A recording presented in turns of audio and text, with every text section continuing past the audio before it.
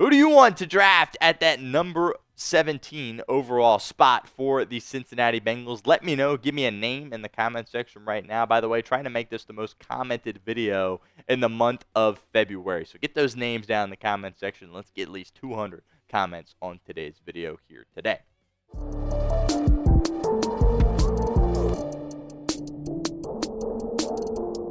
So we're going to be talking about Daniel Jeremiah's latest 2025 NFL mock draft. We broke down a couple of weeks ago who he had in his first kind of rendition of his mock draft. He is back with another one. Cincinnati, of course, picks at number 17. Let's find out who he has the Bengals taking.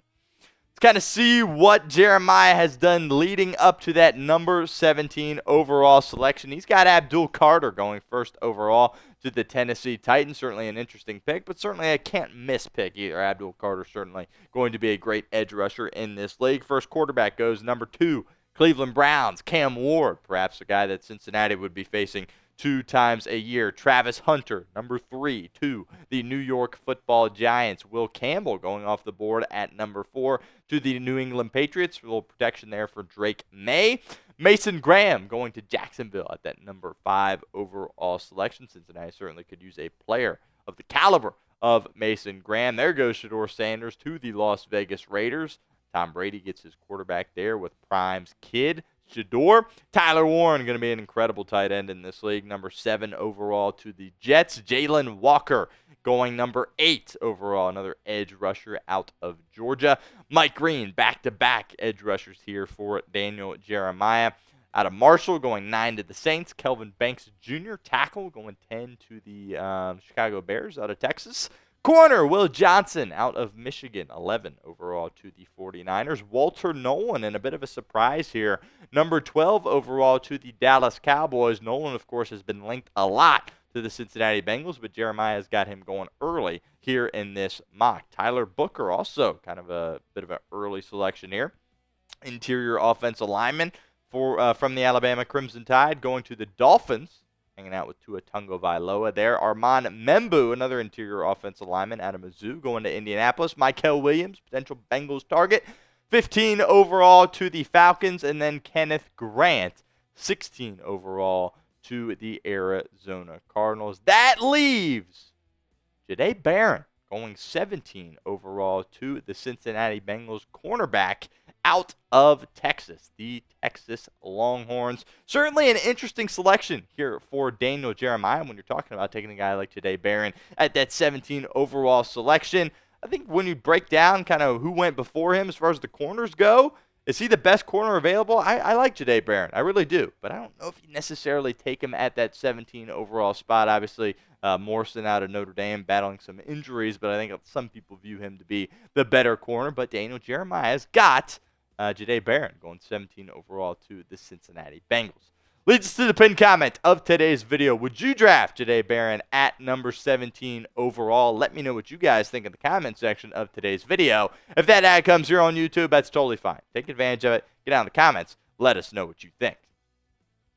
Let's take a look at some of the rationale here from Daniel Jeremiah in regards to Cincinnati drafting Jahdae Barron. I'm sure the Bengals would consider a defensive tackle here, but Barron is too good to pass up. Also, there will be talented DTs available when Cincinnati is on the clock in round 2. Okay, I don't mind taking a corner at that 17 overall selection, right? Your corner play the past couple of years has not been good enough. When you're talking about Cam Taylor-Britt, DJ Turner, Dax Hill, of course, got hurt, appeared to be, on the way of having a phenomenal season, but you need help there at corner. Allocating another first-round pick to the cornerback position might be something you need to do. But my biggest gripe here is that Malachi Starks was on the board. If you watch the show, if you know me, I want Malachi Starks if he is available at that number 17 overall selection. Stick around for the end of today's show because we're going to break down several guys that were available at that spot for Cincinnati that Jeremiah had them passing up on. But Jahdae Barron's a really, really solid player. Again, out of Texas. He's played in some really big-time football games, obviously. Playing for the Texas Longhorns under Sark. This is a guy that is a ball hawk, which I love. Has a nose for the football, will go out there, and he will get some picks. He will get some PBUs. Really do a great job at creating some turnovers for your defense, which obviously is intriguing. You've got some speed concerns there with Jahdae Barron. There's some people that think actually he would be a better nickel, which is interesting because you definitely could use an upgrade at nickel, assuming you're not able to bring back Mike Hilton. Obviously, that situation is very much up in the air at this point. But he's also a high football IQ guy, which I really like. Again, what's my biggest thing? I want the first-round pick to come in and be able to produce immediately. And I think Jahdae Barron could be that guy, whether he is, inside there at that nickel spot or you bump him outside to be an outside corner. Again, speed is the biggest concern with him, but it's a football guy, and he's going to be good in this league. I'm just not quite sure you take him at number 17 overall. Another opportunity for you guys to get involved with our show here at Bengals Breakdown. Do the Bengals need to add another cornerback, either free agency or through the draft? Let me know what you guys think. Type A for yes or B for no. Let's break down some pros and cons of drafting Jahdae Barron in the 2025 NFL Draft. Pro, you need corner help. Corner play has not been good enough the past couple of years. We broke down the guys, CTB, DJ Turner, Dax Hill, Josh Newton, the youngster you took in the 5th round last year. The play needs to improve. Marco Wilson, you could throw him in the mix as well. Play needs to improve at that position as well. Might not be a bad idea allocating a top-end resource. Again, he can contribute now. That's a pro. That's what I'm looking for when you take somebody in the 1st round of the 2025 NFL Draft if you're the Cincinnati Bengals. You're a team that needs a little bit more improvement defensively, and you're in the playoffs, right? And you got Joe Burrow, you got Jamar Chase, hopefully you got T. Higgins to help you as well. Need a contributor immediately. And again, he comes from Texas, right? It's a guy that, look, there's guys across the league that come from small schools. I get that. There's some of the best players that ever play the game are from small schools. But at this day and age, I always like when guys come in from big-time schools because they've felt the pressure. They've been in those big-time environments with the big-time crowds, and they've been coached in a professional manner. I think that's how Sark operates at Texas, so that really is intriguing to me. You're getting a guy that is a true professional. He's not going to screw around. He's not going to cause issues for you off the field, and that should be very intriguing. Certainly something you want in your round 1 pick. What position do you want the Bengals to draft in round 1? Drop the position name in the comments of today's video. If you're like me and you want the best defensive player available, that works as well. But regardless, get down in the comments section and let me know what you think. Now for some cons in drafting Jahdae Barron in the 1st round. Con number 1, are you good at drafting corners? It's a serious conversation you got to ask yourself here at this point. DJ Turner, you took him early. Okay, he was starting to play well before he, broke the clavicle against Los Angeles. CTB, you were really excited about him, but last year he got benched twice, was borderline unplayable at times, right? Dax Hill, it's taken him a while to get going. He was playing well last year after he made the transition to corner from safety. Then he gets hurt. So you've kind of had some whiffs here in recent years at that cornerback spot. Maybe you sit there and say, you know what, we're not very good at this. We'll go draft a different position early on, maybe add a corner late, or just bring in guys in free agency. Could be a reason to not draft Jahdae Barron. Con number 2, he's not a defensive lineman. He's not an interior offensive lineman. Those are your other weak points on this football team. Look, if you take a corner, you're going to have people coming at you for not taking a guy on your defensive line or your offensive line.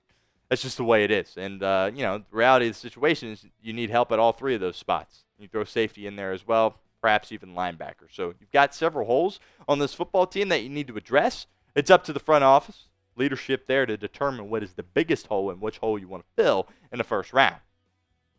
And lastly, is there too much youth in that room? I've come on here a lot and said, hey, you need a veteran on the back end of your defense. Particularly that corner spot. You look all around that corner room, youth, everywhere you look. And your guy that's a veteran in there at that nickel spot is Mike Hilton, but he's going to be a free agent, so you don't know necessarily if he will be back for this football team going forward, and that certainly could be a concern if you are the Cincinnati Bengals.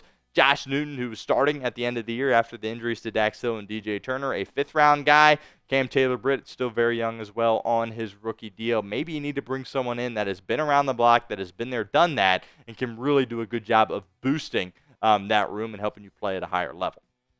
Now, I told you guys we would come back to this, so here is the guys that Jeremiah still had on his board when Cincinnati made that selection of Jahdae Barron at number 17 overall. Gray Zabel, interior offensive lineman out of North Dakota State. That really is kind of the best guard that was on the board. Now, people have floated around the idea of taking a receiver. If you're the Cincinnati Bengals, I don't like that at all. But Teteroa McMillan is the best receiver in this class. So that gets a little bit interesting there. My guy right there in the middle, Malachi Starks, if he's there, I take him. I have a problem taking Barron over Malachi Starks here. Darius Alexander, defensive tackle out of Toledo. He's a guy that certainly could come in and help fill a void right along your defensive line. And a lot of people want edge rushers as well. I think Shamar Stewart was probably the best one available. He's got some question marks. He might be a guy that's a project that you don't want to take in that situation, but threw him on there as well as probably the best edge rusher that was still available for you at number 17. Final synopsis here from me. Look, I wouldn't be mad, but I feel like better options will present themselves at that number 17 overall selection. The Bengals need corner help, but you haven't drafted corner very well. Do you really want to go back there, or do you want to try, a different position that maybe you've had some more success with when it comes to your scouting department and all the people that, make the decision in terms of who to ultimately draft? So again, I'm not mad, but I think Cincinnati probably would be better suited going a different direction at 17. If you made it to the end of our video here today, we appreciate you. Get those Who Days for us in the comments of today's video.